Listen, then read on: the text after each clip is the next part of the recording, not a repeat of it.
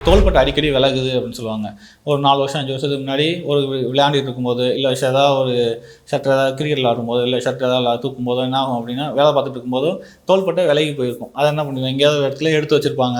ஆனால் கரெக்டான முறையான ட்ரீட்மெண்ட் இல்லாதனால திரும்ப திரும்ப அதே மாதிரி விலகிட்டே இருக்கும். அந்த 2-3 வருஷத்துலேயே ஒரு 4-5 தடவை திரும்ப திரும்ப விலகிடும்.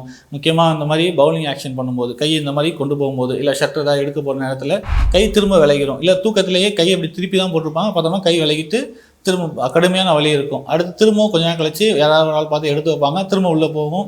அடுத்து திரும்ப இதே மாதிரி திரும்ப திரும்ப நடந்துக்கிட்டே இருக்கும்.